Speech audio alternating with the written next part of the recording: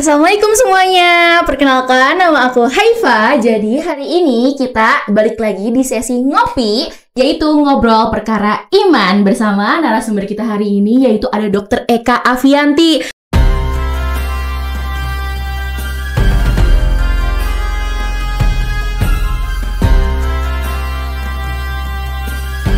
Halo dokter. Halo. Aduh dok, gimana nih kabarnya dok? Alhamdulillah baik. Aduh dok, makasih banget ya dok ya udah mau nyempetin dateng ke sini. Aku dengar-dengar dokter abis ini ya dok ya, apa namanya, praktek? Ya betul banget habis praktek. Oke.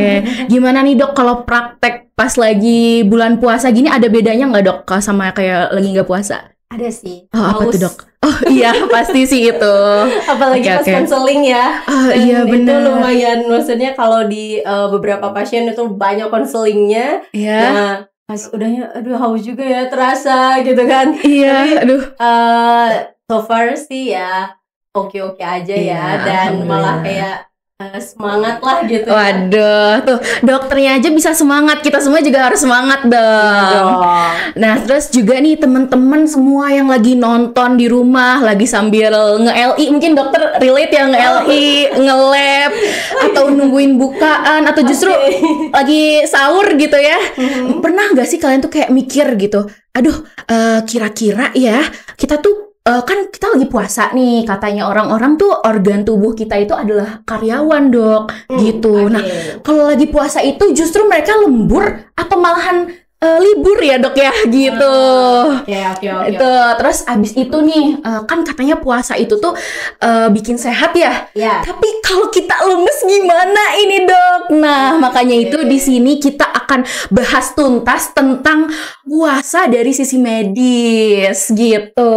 Oke, pembahasan menarik ya, karena kita masih sambil puasa nih. Iya, benar banget. Terus juga mungkin buat orang-orang di luar sana yang masih kayak bingung kayak, aduh, emangnya ngapain sih puasa itu? Kayak cuma capek-capek doang. Nah, di sini kita bisa tahu manfaat puasa selain dari kita dapat pahalanya itu apa gitu. Oke, ya soalnya kan harus logis juga ya kalau anak-anak zaman sekarang tuh kayaknya. Iya, bener banget. Apalagi ini nih sekarang perkara dibilang Gen Z itu ya kan banyak di TikTok nih. Betul. Gitu. Oh ya dok. Nah, sebelum kita masuk ke sesi pertanyaan, sesi diskusi gitu dok, saya ada game nih dok. Ya, boleh. Jadi gamenya itu adalah jawab cepat gitu. Jadi nanti misal saya kasih pertanyaan, ketoprak atau gado-gado, dokter harus jawab cepat, pilih mana gitu. Oke, siap. Oke, jadi tanpa menunggu waktu lama, di sini saya akan kasih 5 pertanyaan ya dok ya. Oke, boleh. Kita mulai ya dari sekarang. Siap. Oke.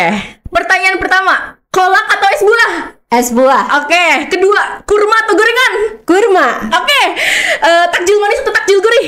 Takjil manis. Waduh. Masak sendiri atau beli di rumah? Sendiri. Oke. Ini yang terakhir, hatam Quran atau sedekah lebih banyak? Hatam Quran dan sedekah. Wah, boleh, Masya Allah. Kalau bisa 2, kenapa harus 1 ya dok ya? Iya dong, kalau kebaikan masa sih pilih-pilih. Iya, waduh, udah bagus nih, kita udah sama-sama semangat, udah sama-sama membangun chemistry ya dok ya. Betul. Oke, jadi langsung aja nih dok. Jadi kan tadi ya dok ya, puasa itu banyak manfaatnya. Bisa disebut juga sebagai detox alami gitu kata orang-orang. Nah, kalau kita lagi puasa, itu bener gak sih dok, tubuh tuh bersih-bersih? Atau justru itu cuman kayak hoax doang dok? Oke. Nah, jadi betul banget sebenarnya pada saat kita puasa, jadi tubuh kita tuh lagi ngebersihin karena metabolisme kan berkurang ya. Soalnya kan makanan nggak ada nih gitu kan di beberapa waktu, dan itu membuat tubuh kita menjadi lebih istirahat sebenarnya. Kalau mungkin yang tadi Kak Haifa bilang, kita tuh lembur atau libur pas lagi puasa? Betul. Libur sih. Kayaknya organ-organ kita lagi rebahan sekarang. Waduh, berarti lumayan nih ya dapat liburan gitu. Iya, lumayan banget. Dan kerennya di agama Islam tuh ya sampai sejauh itu ya. Ternyata kan kita dikasih 11 bulan buat, mungkin ya kalau ibaratnya 11 bulan itu tuh si organ tuh kerja terus-terusan gitu, lembur aja gitu kan. Betul. Nah, tapi ada 1 bulan yang memang ini tuh untuk istirahatnya gitu loh, untuk ngebersihinnya. Jadi nggak cuman ngebersihin hati aja ya pas bulan Ramadan tuh, tapi ngebersihin secara physically gitu. Masya Allah. Aduh, terima kasih banget dok atas insight barunya gitu ya. Nah, semoga teman-teman di rumah yang nonton juga jadi dapat apa ya, pengetahuan baru gitu. Iya, amin. Amin, alhamdulillah.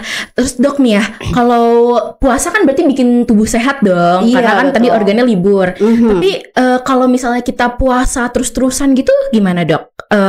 Jadi kita tuh harus sering-sering puasa atau justru ada batasannya gitu puasa itu? Oke, puasanya berbuka nggak ini? Berbuka dong. Busy gitu. Iya. Oke, jadi kalau ya sering-sering puasa sebetulnya lebih bagus ya, karena kan di Islam pun ada puasa Senin Kamis, puasa Daud gitu, dan ini sangat menyehatkan sebetulnya gitu. Iya. Jadi semakin kita sering berpuasa, sebetulnya tubuh akan semakin beristirahat gitu. Iya sih, benar juga ya, kayak kita nih anak-anak FK kan kita juga pasti butuh libur ya. Iya, Pasti tentu. juga pernah relate gitu. Ya Ini kayak Allah. curhatan ya, BTW. Aduh, iya sih, ini mah personal. Oh iya dok, nih kan banyak nih ya dok ya, orang kalau lagi puasa kadang suka, aduh gimana ya, ini tuh kayaknya masalah umum banyak orang. Saya tuh pengen puasa, tapi ada hubungannya sama GERD gitu, gimana dok? Kalau kayak gitu dok? Oke, iya. Nah ini GERD tuh banyak banget ya. Case-case di lapangan juga sebenarnya banyak banget nih. Orang yang kena GERD itu banyak. Dan banyak juga orang yang sampai kena GERD anxiety gitu. Itu banyak case-nya di lapangan tuh. Nah, dan puasa ini terhadap GERD tuh kayak gimana sih sebenarnya gitu ya. Nah, ternyata setelah dilihat dari jurnalnya, setelah diteliti bahwa sebenarnya puasa ini malah menurunkan gejala GERD gitu. Nah, tapi dengan syarat. Jadi syaratnya tuh jangan kalap pas buka puasanya gitu. Karena kalau kita kalap malah naikin asam lambungnya gitu. Jadi ya ada beberapa tipsnya lah. Tapi secara keseluruhan, secara umum malah angka GERD ini menurun ketika kita setelah berpuasa selama 1 bulan di bulan Ramadan. Masya Allah. Tuh teman-teman di rumah siapa yang GERD ya, dengerin, kalian sekarang udah nggak punya alasan lagi, alasan-alasan GERD ya. Asal tadi apa dok, jangan berbukanya langsung kalap gitu ya dok ya. Iya, betul. Jadi kalau nggak kalap itu gimana ya dok ya berbukanya berarti? Oke. Nah, tipsnya adalah satu, kita berbuka utamakan dengan yang manis ya. Kayak saya ya dok. Iya, boleh. Tapi kalau sama kakak kayaknya nanti diabetes manisan. Aduh dok.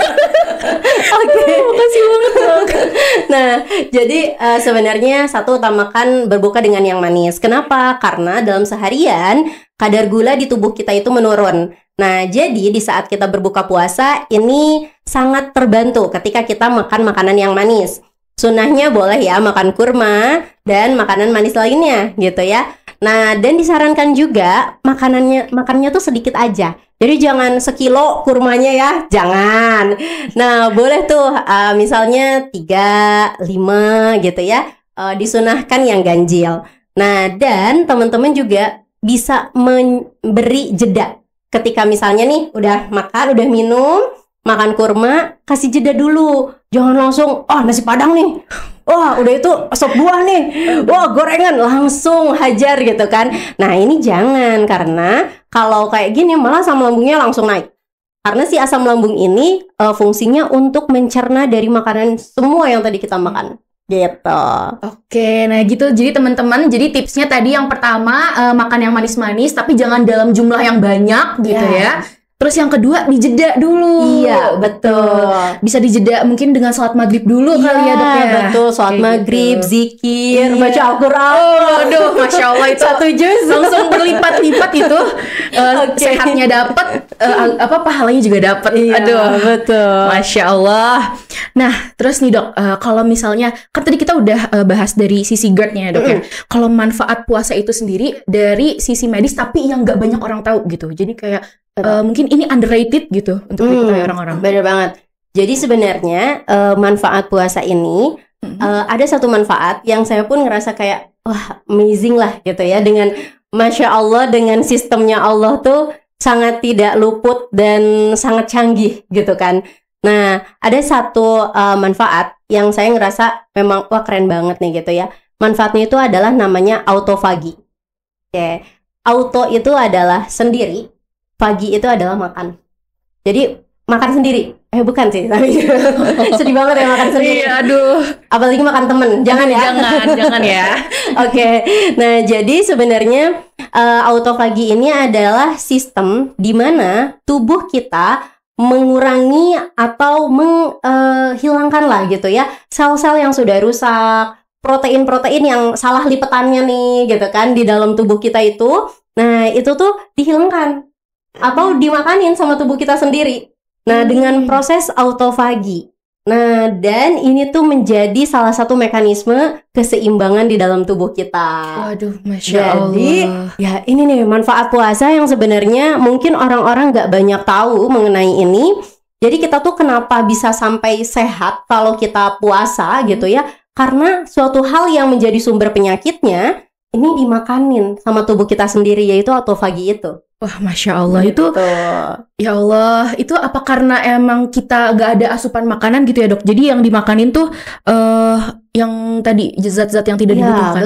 Betul. Oh gitu. Karena si tubuhnya nggak disibukkan dengan metabolisme makanan yang kita masukin ke ke tubuh kita maksudnya. Oke, wah Masya Allah banget nih dok. Oke dok, nih aku mau tanya-tanya nih dok tentang mitos dan fakta seputar bulan Ramadan nih. Oke, boleh. Nah katanya nih dok, kalau puasa itu otak kita jadi lemot ya dok ya. Terus kita juga jadi lemes, susah fokus. Nah itu kalau dari sisi medis bener gak sih dok gitu? Iya, karena kurang aqua. Nggak ada sponsor ini ya. Iya, nggak ada sponsor. Oke, nah jadi benar. Sebetulnya kalau kita puasa itu nggak bikin otak lemot. Jadi itu mitos ya. Mitos. Nah mungkin ada-adain aja kali ya sama kita gitu kan. Aduh kayaknya kurang minum atau kurang gula jadi lemot gitu kan. Nah tapi sebenarnya kita tuh malah di dalam tubuh kita itu menghasilkan hormon endorfin. Nah mungkin teman-teman sering dengar ya. Hormon endorfin ini adalah hormon kebahagiaan. Nah, sebenarnya hormon kebahagiaan ini juga fungsinya adalah meningkatkan kewaspadaan. Jadi, kalau misalnya kita lagi puasa, malah sebenarnya kita akan lebih fokus karena kewaspadaan kita semakin meningkat. Gitu. Jadi kebalikan sebenarnya. Justru, waduh, ini nih kalau yang lagi kuliah bilang, aduh kenapa sih harus ada kuliah? Saya capek, ngantuk. Nah, harusnya jangan kayak gitu ya dok ya? Iya dong. Justru harusnya jadi makin fokus. Betul. Gitu. Berarti gak bisa nyalain puasa ya kalau kuliah? Iya dong. Kasian jadi kambing hitam puasanya. Iya, aduh, gimana sih ini? Terus, oh iya nih dok, saya mau tanya lagi nih dok. Katanya orang-orang tuh banyak yang khawatir gitu. Kalau puasa itu bikin otot tuh jadi mengecil. Terus badan juga tadi jadi lemes. Itu gimana dok? Biar kayak pas lagi puasa nih kita tetap fit, tetap semangat gitu. Kayak dokter. Betul. Oke, saya aduh semangat ya. Iya dong. Alhamdulillah, mudah-mudahan bisa menularkan semangatnya ya. Iya. Oke. Nah, jadi sebetulnya kalau otot sampai mengecil ini enggak ya gitu. Karena kan wasting otot itu harus dalam jangka yang sangat panjang, kita kekurangan nutrisi gitu. Karena untuk membentuk otot sendiri itu kan butuh proses yang cukup lama ya tentunya. Nah, sehingga ini jawabannya mitos ya teman-teman, bahwa puasa bisa menghilangkan masa otot. Kecuali kalau kamu sebulan nggak buka-buka, nah ini bisa sih. Tapi kalau misalnya kita ada masa berbukanya, ada sahurnya, tentunya enggak dong gitu ya. Jadi ini jawabannya mitos. Nah, jadi sebenarnya malah kita itu bisa gimana nih caranya biar tetap semangat, biar tetap spirit gitu ya selama bulan puasa ini. Nah, pada saat sahurnya, satu, wajib sahur ya. Kalau puasa tuh, maksudnya disarankan untuk sahur gitu. Karena kan dalam Islam pun sangat menyarankan untuk sahur ya. Nah, jadi teman-teman nih, walaupun misalnya agak kesiangan dikit gitu ya, udah mepet-mepet imsak, minum. Seenggaknya makan kurma atau makan apa aja gitu ya. Nah, seenggaknya harus sahur. Nah, dan juga selain itu, teman-teman bisa makan makanan yang tinggi serat. Kenapa? Karena serat ini tuh dia akan bertahan lama kak, gitu. Jadi nggak akan cepet lapar. Nah, beda kalau kita makan gula atau glukosa, itu bakal bikin cepet lapar. Apalagi bubur, Gak kerasa itu mah kayaknya jam 7 lapar deh. Itu kayaknya cuma lewat doang di tenggorokan ya. Bener. Nah, jadi memang disarankan mengkonsumsi banyak serat pada saat sahur dan juga protein. Jadi biar gak cepat lapar dan tetap semangat. Jangan lupa juga minum air putih dong. Iya, betul. Nah, nih dok, sekarang pengen ke tips-tips gitu dok, tips sehat saat berpuasa. Kalau dokter sendiri nih, kalau lagi sahur sama buka, menu favoritnya apa? Terus juga kalau dari sisi medis, itu termaksud yang sehat atau enggak nih? Kan dokter gitu. Waduh, agak buka aib nih. Aduh. Oke. Jadi sebenarnya sih kalau sahur yang paling utama saya tuh harus makan buah dulu pada saat perut kosong gitu. Jadi jus dulu kah atau buah dulu, dan itu tanpa gula ya gitu. Jadi kita tuh selalu membiasakan untuk makan buah dulu gitu. Nah, kenapa alasannya tadi? Karena serat itu kan bikin lama ya gitu. Jadi maksudnya bertahan lama nih si perut kita tuh nggak lapar gitu. Terus kalau nasi malah porsinya disedikitin. Karena gitu. gula ya. Iya, karena gula. Jadi malah kalau sahur tuh porsi nasi saya lebih sedikit dibandingkan sehari-hari saya makan. Gitu. Jadi memang yang dibanyakin buah, terus selain itu juga biasanya sayurnya itu dibanyakin sama protein. Gitu. Kalau karena berhubung sahur tuh saya di rumah ya, jadi masih bisa sangat mengontrol. Nah, ini nih buka, aduh gawat. Emang sih itu gawat banget kalau buka. Ya, karena memang ketika berbuka ini posisinya saya lagi praktek gitu. Jadi apa yang disediain ya saya makan aja deh gitu ya. Walaupun mungkin harapannya sih sebetulnya bisa makan ya tadi sih lebih ke serat-serat gitu untuk berbuka juga gitu. Tapi ya karena keadaan ya, karena sudah disediakan juga gitu kan. Nah, jadi ya kita makan aja gitu yang memang sudah disediakan. Oke.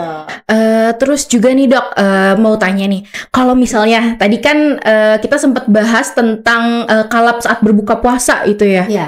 Nah, ini kalau sumpahnya kalap saat berbuka puasa itu ada efeknya nggak sih dok ke tubuh kita sendiri? Selain tadi bisa justru malah nyebabin GERD-nya makin parah ya dok ya? Oke, ya. Tentu ya, karena kalau selain tadi naikin asam lambung, kita juga jadi lemes, biasanya malah ngantuk.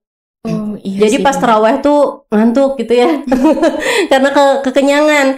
Nah, jadi sebetulnya ya memang tentunya mendingan sedikit-sedikit sih, gitu. Bahkan kalau orang yang punya GERD tadi ya, itu boleh jadi bagi 3 makannya.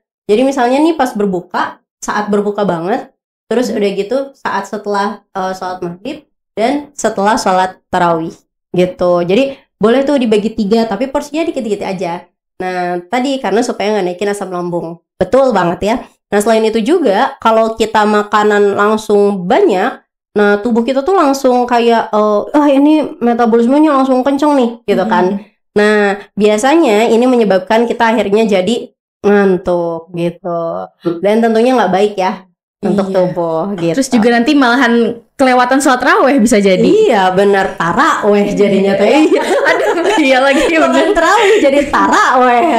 Iya bener. Oh ya dok nih, kalau kan abis sahur nih dok, biasanya tuh kita suka, aduh enak banget nih abis sahur tidur, abis makan gitu ya. Nah itu tuh bagus gak sih dok buat kesehatan gitu. Terus dan gimana caranya supaya kita tuh biar tetap gak tidur pas lagi sahur gitu. Biar sahur gitu maksudnya dok. Jadi tidur subuh kali ya. Iya. Bukan kuliah subuh ya. Tidur subuh. Nah jadi sebenarnya ketika kita setelah makan itu kita harus memberi jarak, yaitu sekitar 2 jam. Karena kan pengosongan lambung itu 2 jam ya. Nah kalau kita langsung rebahan atau baringan walaupun tidak tidur, ini bisa meningkatkan asam lambung sehingga asam lambung naik sampai ke daerah kerongkongan atau disebut GERD gitu ya. Nah satu itu. Nah soalnya kan kita biasanya mungkin kalau di daerah Bandung tuh kita imsak jam 4:30 ya, 4:30 lah ya gitu kan. Nah kalau misalnya kita sholat subuh berarti masih ya kurang dari 2 jam ya kita rebahannya kan. Iya sih, benar. Betul, berarti kalau boleh rebahan tuh sebenarnya ya di jam 7-an lah ya boleh rebahan. Oke, tapi jam 7 malahan kuliah nih dok. Jadi sebenarnya nggak boleh gitu ya. Iya. Nah, dan selain itu juga sebetulnya nggak bagusnya tuh karena gini, ketika pagi-pagi kita itu kan punya yang namanya circadian rhythm. Oke. Nah, circadian rhythm tuh apa sih? Jadi kan circadian rhythm itu adalah siklus atau siklus yang ada di dalam tubuh kita yang terjadi mulai dari pagi sampai malam. Ada hormon, ada neurotransmitter dan sebagainya. Nah, ketika pagi-pagi sebenarnya kita tuh lagi fight. Ya kan? Iya. Lagi kayak mulai aktivitas, tekanan darah meningkat biasanya. Dan hormon-hormon untuk fight itu lagi aktif. Jadi kalau kita paksakan untuk tidur, kita melawan fitrahnya circadian rhythm kita. Gitu. Iya. Kalau saya pribadi sih sebenarnya ngerasa kalau tidur subuh tuh lemes. Karena mungkin nggak terbiasa mungkin ya. Jadi pada saat emang bangunnya tuh lemes banget. Jadi saya benar-benar menghindari sebetulnya. Karena ya mungkin salah satunya kita melawan circadian rhythm kita. Gitu. Jadi yang harusnya yang harusnya tubuh kita itu tadi fight, tapi kita malah tidur gitu iya, ya. tapi malah flight. Jadi malah rebahan gitu. Iya, oke, betul. Nah, satu lagi nih dok, saya mau tanya nih dok tentang intermittent fasting. Jadi kayak mungkin ada orang-orang di luar sana yang lagi menjalankan intermittent fasting di bulan puasa ini, gimana ya dok ya untuk ngatur jadwal intermittent fastingnya dan lain sebagainya. Oke. Nah, jadi sebetulnya intermittent fasting atau fasting itu kan puasa. Nah, intermittent itu dia kan berjarak lah gitu ya, kurang lebih. Nah, sebenarnya puasa Ramadan itu bisa disebut intermittent fasting gitu. Karena kita dalam jangka beberapa waktu kan intermittent fasting itu dia ada yang 16 jam ya jangka waktunya. Ada yang 12 jam, tergantung orangnya pengen pakai yang mana gitu kan. Nah, kalau kita di Indonesia mungkin rata-rata waktu kita berpuasa itu adalah sekitar 14 jaman ya. Oke. Nah, sehingga ini sudah bisa disebut sebetulnya dengan intermittent fasting gitu. Jadi, cuman bedanya kalau mungkin intermittent fasting yang dilakukan diet itu kan minum. Iya. Tapi kalau bulan Ramadan kan enggak gitu ya. Tapi masih prinsipnya masuk kok gitu. Masuk ke intermittent fasting. Jadi kurang lebih sama. Berarti kalau kita mau sekalian diet di bulan puasa ini bisa banget ya? Bisa banget, setuju banget, bisa. Waduh, jadi tadi juga ya sehat dapet, kurus dapet, cantik dapet, pahala juga dapet. Iya betul, alhamdulillah. Alhamdulillah. Oke dok, ini kalau sekarang kan ada kasus-kasus tentang orang-orang yang diabetes, hipertensi gitu. Nah itu ada nggak ya dok tips aman pas lagi puasa? Betul. Nah, jadi untuk para penderita diabetes, hipertensi, ini sebetulnya yang paling penting konsul dulu sama dokter pemegangnya gitu ya. Jadi dokter penanggung jawabnya. Konsul dulu, boleh nggak sih selama bulan Ramadan itu kita berpuasa gitu ya. Nah, khususnya sih sebetulnya pada orang-orang diabetes, karena kan sangat berhubungan dengan metabolisme. Kalau orang yang hipertensi, selama hipertensinya ini tidak termasuk hipertensi urgensi atau emergensi gitu ya, mungkin insya Allah sih masih oke. Bahkan bagus sih sebetulnya ya, karena kan asupan natriumnya jadi sedikit ya, karena nggak makan. Asal jangan pas setelahnya makan gorengan 10, 15 atau kalap itu ya dok. Kalap banget itu ya. Nah jadi sebetulnya insya Allah sih kalau untuk yang hipertensi ini aman. Nah, tapi untuk orang diabetes ada di mana kondisi-kondisi tertentu memang belum disarankan untuk berpuasa, sehingga tadi harus konsultasi dulu. Jadi tidak semua penderita diabetes ini boleh puasa dan tidak semua penderita diabetes tidak boleh puasa gitu. Jadi ya sebaiknya memang konsultasi dulu. Oke, berarti balik lagi ke dokter yang menanganinya. Iya, betul. Gitu. Oke. Nah, terus juga ini terkait jam puasa gitu ya, Dok ya. Kan ada nih beberapa negara yang dia tuh waktu puasanya lama gitu. Betul. Terus ada juga yang sebentar gitu. Nah, kalau dari sisi medisnya supaya tetap kuat gitu, ada nggak ya dok ya tips menghadapi kehidupan gitu ya? Aduh, berat. Oke. Jadi sebetulnya untuk teman-teman yang mungkin di luar sana ya, di luar negeri gitu kan, yang punya waktu puasanya tuh lama banget, ada yang bahkan sampai 20 jam ya di luar negeri tuh ya. Luar biasa ya, itu gimana rasanya ya Allah. Nah, mungkin bisa melakukan tadi saran-saran seperti saat sahur dan berbuka itu harus memenuhi kebutuhan cairan gitu, minimal 8 gelas atau 2 liter. Nah, selain itu juga teman-teman bisa makan makanan yang berserat karena tadi supaya tahan lama. Betul. Dan juga tinggi protein tentunya ya. Nah, jadi sebetulnya teman-teman bisa melakukan ini, tapi dengan syarat dan catatan ya yang tadi kita sampaikan gitu. Dan itu bisa dilakukan. Oke, berarti walaupun 20 jam nggak akan kayak ngerasa dehidrasi gitu, kekurangan cairan, enggak ya dok ya? Selagi tadi kita udah dari makannya banyakin air dari minumnya banyakin air putih, terus banyakin juga serat dan juga protein, itu selagi itu masih kita jalankan walaupun 20 jam juga insya Allah ya nggak akan ngerasa kayak dehidrasi gitu, nggak akan ya dok ya? Iya betul. Sebetulnya kan tubuh kita punya mekanisme untuk mengantisipasi dehidrasi ini ya gitu. Jadi asalkan asupannya pada saat sahur dan berbuka ini kita oke, insya Allah sih masih bisa gitu. Oke, baik.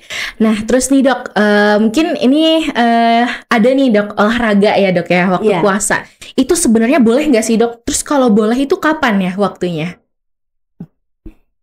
Berolahraga ya, oke. Karena kan kita juga pengen tetap semangat gitu kan ya, tapi tetap puasa nih gitu kan. Nah jadi teman-teman boleh banget nih, kalau kami sih lebih menyarankan olahraga ini tidak dilakukan di siang hari saat terik panas gitu kan. Iya. Kayaknya enggak juga deh. Iya, kayaknya siapa juga yang mau ya dok. Aduh, BTW. Jadi memang bagusnya sih di deket-deket mau buka puasa gitu, karena ketika kita misalnya mulai udah merasa haus, ini kita bisa langsung minum gitu. Iya sih, ya kan? Iya, benar. Jadi sambil nunggu ini nih ngabuburit gitu kan. Oh, iya benar. Biasanya sih pada jalan-jalan di pasar kuliner ya. aduh gawat, ini sih bukan olahraga, cuci mata juga. Iya. Oke. Kalau kakak sendiri nih, nah puasanya tuh sekarang gimana nih menjalani puasa yang sekarang? Apakah semangat? Iya. Karena kan masih kuliah ya, maksudnya masih sambil kuliah kan, nggak libur ya kuliahnya? Enggak. Kirain libur gitu kan? Oke, gimana tuh? Gimana ya? Aduh, kalau saya pribadi sih, alhamdulillah ya. Selama puasa ini, karena mungkin justru karena kuliah, justru saya jadi nggak ngerasa capek, nggak ngerasa lelah. Tapi kalau pas lagi libur Sabtu Minggu itu justru kerasa banget capeknya. Oh gitu ya, kita harus kuliah terus. Aduh, jangan deh, jangan. Jangan ya. Jangan, takut didengar nanti malah beneran kuliah terus. Iya betul. Kayak gitu. Oke, berarti bagus banget sih betulnya ya, karena jadi puasa tidak menghalangi aktivitas sehari-hari ya. Iya betul. Tapi kalau sekarang berolahraga nih, selama puasa berolahraga. Olahraga mulut sih dok ya. Olahraga mulut, oke. Presentasi ya biasanya. Oh betul sekali. Nggak naik tangga? Enggak dulu, makasih. Oke. Ya barangkali kan, aduh puasa nih mau olahraga, naik tangga aja deh sampai lantai 8. Oke, nah, oh iya dok. Kalau dokter sendiri, kan dokter juga sambil ini ya dok ya, sambil praktek. Iya betul. Nah dokter kalau puasa pas lagi praktek, tadi kan udah nanya, aduh ya Allah maaf banget ini lupa, kayaknya udah mulai agak kurang fokus ini ya. Iya, tapi bukan gara-gara puasa ya kak ya? Bukan, oh iya tadi kan udah dikasih tahu, bukan karena puasa. Oke. Oke, jadi kalau gitu dok, alhamdulillah nih ya dok ya. Oke, kita udah sampai di penghujung acara dok. Wah, gak kerasa ya? Iya, gak kerasa, seru banget ngomong sama dokter. Alhamdulillah, padahal saya masih pengen ditanya-tanya loh. Aduh, enggak. Oke, boleh siapin pertanyaan kalian. Aduh, bercanda. Aduh, nanti ini nggak udah selesai. Oh iya dok. Jadi nih dok, sekalian mau infoin dok. Iya. Jadi kan kalau misalnya dokter lihat di YouTube Fakultas Kedokteran Universitas Islam Bandung gitu ya dok, ada acara ngopi tahun lalu tuh episode 2 kalau nggak salah. Nah ini yang di episode sekarang kita tuh udah ganti backgroundnya itu Barak Edu. Nah buat temen ya, ada tepuk tangan dulu. Nah ini tuh buat temen-temen yang belum tahu apa itu Barak Edu. Jadi Barak Edu itu adalah Barak Education. Ini tuh artinya adalah berkah edukasi gitu. Jadi berharap gitu ya di bulan Ramadan ini penuh dengan berkah. Terus abis itu kita memberikan edukasi gitu ya dok. Juga mau terima kasih juga sama dokter ya. Semoga ini bisa menjadi ladang ilmu, ladang pahala buat dokter, buat saya pribadi, terus tim-tim semua yang ada di sini gitu. Betul. Soalnya ini libur kan ya? Iya benar. Tapi masih beraktivitas kan, keren banget. Dokter juga lagi praktek. Ya gak apa-apa. Keren dok. Gitu. Oke.